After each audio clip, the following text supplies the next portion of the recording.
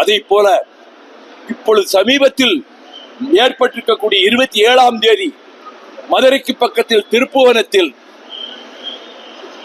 அஜய்குமார் என்கின்ற ஒரு இளைஞன் அங்கே இருக்கக்கூடிய பத்திரகாளி அம்மன் கோயிலிலே ஒப்பந்த அடிப்படையிலே காவலாளியாக வேலை பார்த்தவர்.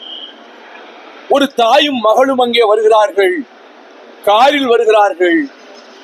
அவர்கள் இந்த காரை வேறு இடத்திலே கொண்டு நிறுத்து என்று அந்த காவலாளி அந்த தம்பியிடம் சொல்லிவிட்டு கோயிலுக்குள்ளே போய்விடுகிறார்கள். கார் ஓட்ட தெரியாத அந்த இளைஞன் கார் ஓட்ட தெரிந்த ஒருவரை கொண்டு போய் காரை ஒரு ஓரமாக நிறுத்தி விட்டு வருகிறார். உள்ளே தரிசனம் செய்துவிட்டு வருகிற அந்த தாயும் மகளும் மீண்டும் அந்த இடத்துக்கே காரை கொண்டு வந்து நிறுத்துகிறார்கள். அதில் ஏறி போய்விடுகிறார்கள். ஆனால் ஒரு 2 மணி நேரம் கழித்து திருப்புவனம் காவல் நிலையத்தில் வந்து 2500 ரூபாயும் 10 பவுன் நகையும் எங்கள் பட்டியலே அந்த பையிலிருந்து காணவில்லை. இவர் அந்த கோயில் வாசலில் இருக்கக்கூடிய அந்த தம்பியிடம் தான் காரை ஒப்படைத்தேன் என்று சொன்னவுடன் அந்த பையனை, அந்த இளைஞனை காவல்துறையினர் அழைத்து கொண்டு போய் விசாரிக்கிறார்கள். அவர் எதுவுமே நான் தொடவில்லை, அப்படி தவறு செய்கிறவர் அல்ல, இதுவரை அவர் மீது எந்த குற்றச்சாட்டும் இல்லை.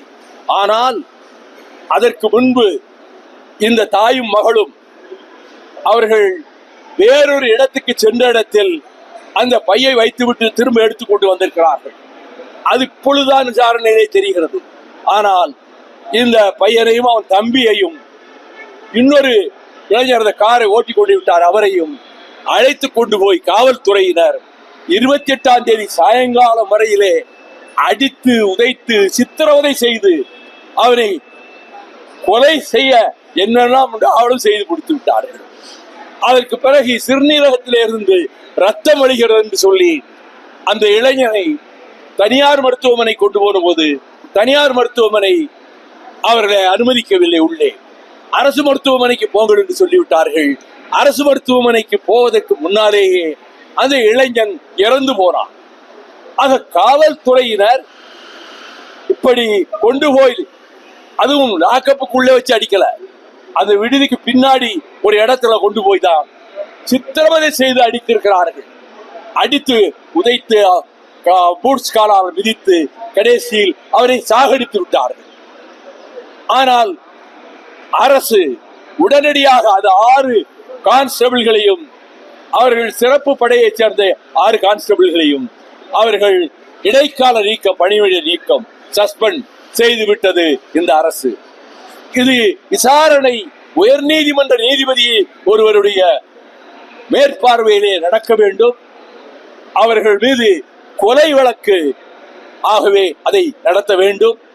இது மாதிரி முன்பு சாத்தான்குளத்திலே தகப்பனையும் மகனையும் அடித்தே சித்திரவதை செய்து கொண்டார்களே, அந்த கொடுமை, அதற்கு அரசு உடனடி நடவடிக்கை எதுவும் எடுக்கவில்லை.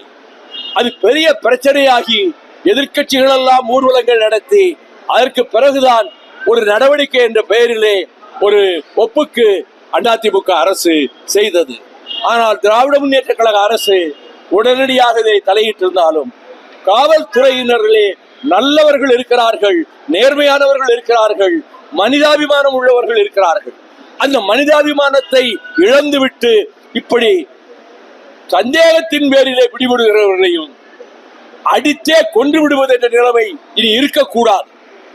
காவல்துறை வழக்கு போடட்டும், அந்த வழக்கிலே சாட்சியங்களை கொண்டு வந்து நிறுத்தட்டும், அந்த வழக்கிலே என்ன நீதிபதி தீர்ப்பு கொடுக்கிறாரோ அதை குற்றம் சாட்டப்பட்டவர்கள் ஏற்றுக்கொள்ளட்டும். அப்படி இருந்தால் தான் ஜனநாயகம் பாதுகாக்கப்படும். எனவே காவல்துறை, குறிப்பாக காவல் நிலையங்களில், போலீஸ் ஸ்டேஷன்களில் சித்திரவதையும் மரணமும் இனிமேல் நடக்கக்கூடாது, நிகழக்கூடாது. அந்த பொறுப்பை காவல்துறையினுடைய டிஜிபி முதல் இருக்கக்கூடிய மேலதிகாரிகள் அந்த நிலையை உருவாக்க வேண்டும். இந்த அரசுக்கு நாங்கள் எங்களை பொறுத்தமட்டில் பக்கபலமாக என்றும் இருப்போம்.